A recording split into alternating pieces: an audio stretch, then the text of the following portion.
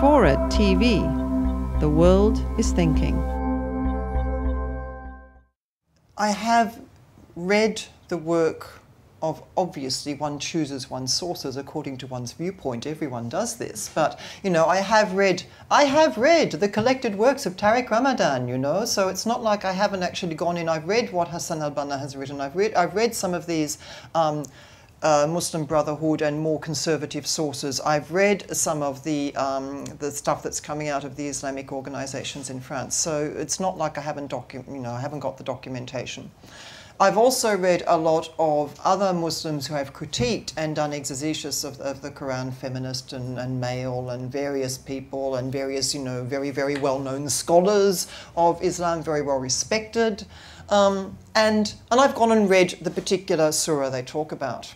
And I can't see anywhere in the Quran where it says all women must wear, and hijab is a curtain, by the way, so, you know, it's, so the adoption of the term to talk about a headscarf, it's a very modern thing. It's a very modern garment, and it's not an indigenous garment in most places it's worn now. You didn't see it in Palestine 20 years ago. I was speaking with women in Palestine, 3 years ago, who were bareheaded. Their daughters, their teenage daughters, were wearing hijab of the sort we've become familiar with. Yeah? So there is certainly no direction in the Quran for women to wear a curtain. Yeah? And even when there is a direction to wear the headscarf, kimar, when there's a direction to, and I apologize, as Shakira apologizes for her French, I apologize for my Arabic, there is a verse, and I've consulted with my colleagues in Arabic and Islamic studies at the University of Sydney about this. There is a verse where there is a direction to women, and to the Prophet's wives in particular, but to women of a certain social standing, and to women who are believers, to draw their mantle across their throat, what in French we would call gorge, soutien-gorge, literally means support throat, and it's a bra, right?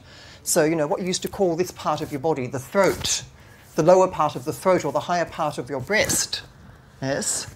It's a sort of an older word for referring to, you know, this bit that you have to keep covered by flicking your scarf across your shoulder in Pakistan, yeah?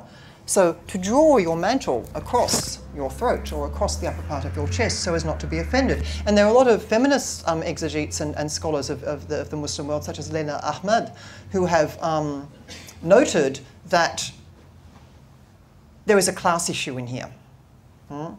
The wives of the Prophet, the believers, women of a certain class, should cover themselves so as to be distinguished from their servants or be distinguished from prostitutes. Yeah? There is also a discourse in Europe, because we know that in traditional societies, and if you go into so-called peasant societies, and I say that term without any denigration intended, because in French it's not a denigratory term. There's even a peasant movement, which is an anti-globalization movement.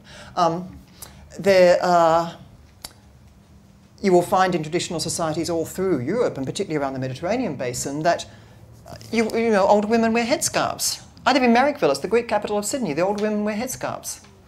It's a very female garment. It's an anti-Islamic, anti not I, but E, pre-Islamic garment.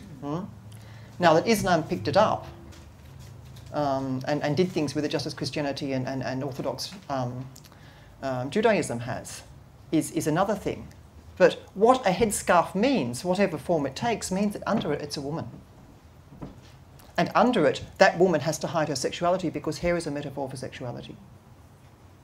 Before it has any religious meaning whatsoever, that's what it means. Now, the debate about whether it's an obligation under Islam or not, you ask 10 people, they'll probably give you 10 different answers. It's a matter of how you interpret the Quran.